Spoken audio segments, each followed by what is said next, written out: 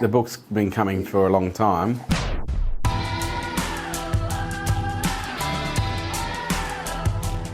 Did you know 18 months ago he had 84,000 followers on Instagram? And he's got 3.6 million now.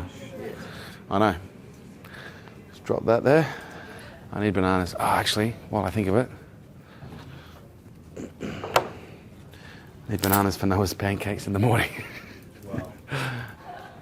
I'm not going to take them all. Man, there's a real banana fetish in this office. Like, really? That's how you hang out on the beach?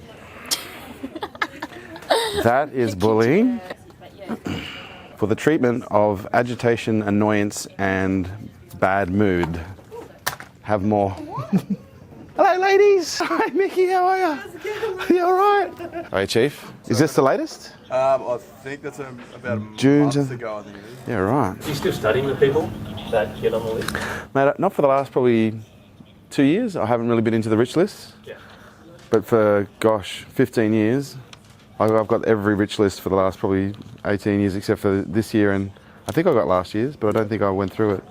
I think it was in 2001 we had I think, don't quote me, but I think we had 14 billionaires in 2001 in the country. And we've now got 76. That's crazy.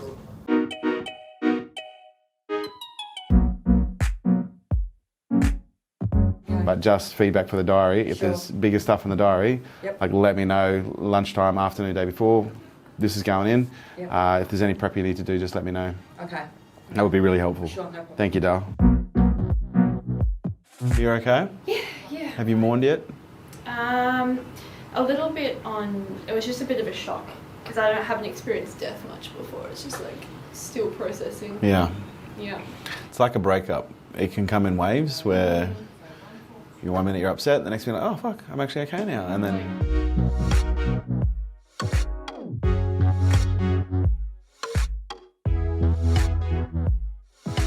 come on. Give me 1 second. Better? Oh yeah.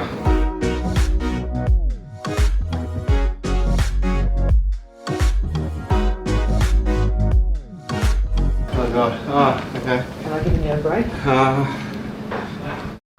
Like this is. No. We can't. Huh?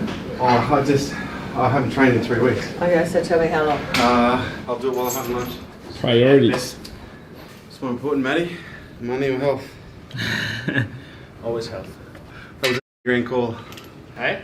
I said that call was a call. And you just pushed him? Yeah. Well, Priorities. that's it. I will stay with my common sense, irresistible friend. This is how we Cali. Reps and sets. Reps and sets, baby. There we go. You.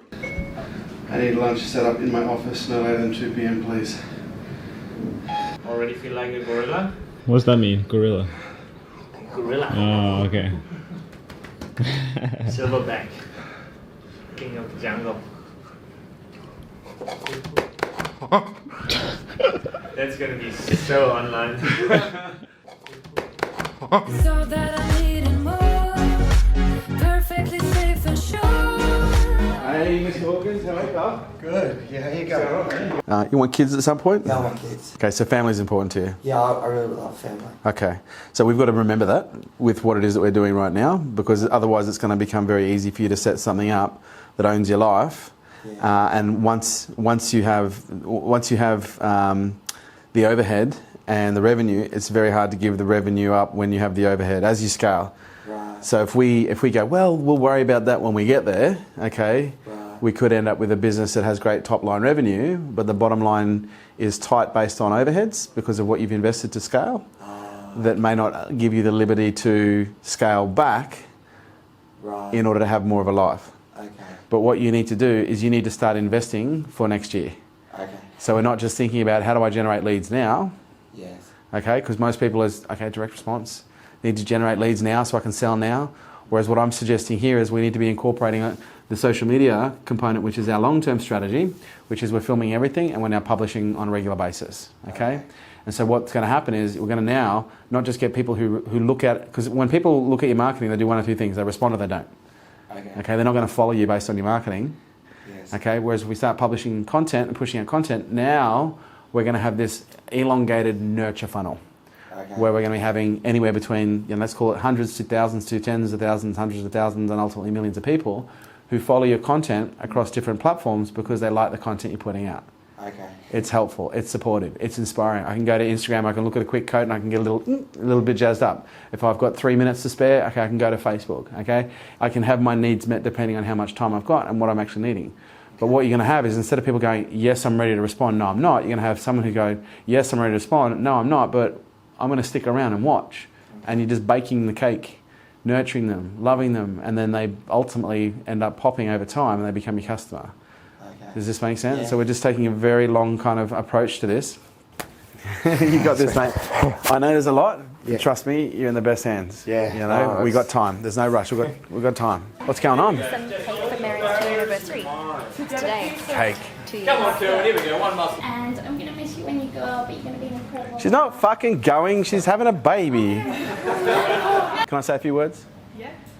Mez, it's been a hell of a journey. Has anyone here seen The Social Experiment where I actually interviewed Meryn? Like, I literally got off the phone and I was like, wow, she can fucking talk. What did I say? Like, no worries, Meryn, I appreciate your time.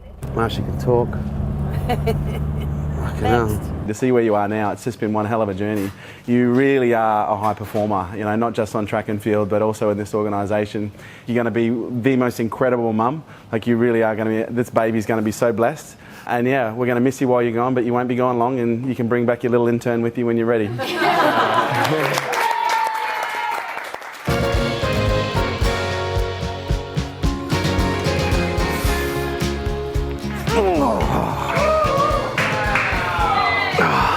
That was harder than I thought it was going to be. So this is obviously a long time coming. Yeah, so it's still very new to me. I'm still kind of wrapping my head around it. The book's been coming for a long time. I always intended to write the book myself. What do you want them to feel when they come out of the book? Two things. I want them to feel inspired by possibility, but also have a practical plan of change. I think the one thing that separates me, and I don't like using the term motivational speaker because I don't see myself a motivational speaker, but you know, you've got speakers who can stand up there and do a big riff, but then you walk away feeling really great. But it's like, okay, but there's nothing. I don't have a how-to. Whereas for me, one of the things I pride myself on is when I overcome something, I'm very self-analytical. And say, how did I do that? What did I do? You know, how do I duplicate this? Does it work? Does it work just on me? Does it work on others as well? Okay, how does it work at scale? Okay, how do I teach this? And that for me, you know, I honestly think that's part of my gift is I can take really complex things and break them down into really simple ideas. But I'd rather it take 18 months and be a ball-tearing, gripping book that people are going, fuck, this needs to be a movie, versus it takes 9 months and then, yeah, it's a good book. I need to leave now if I'm going to spend any time with my son. See you, Dad.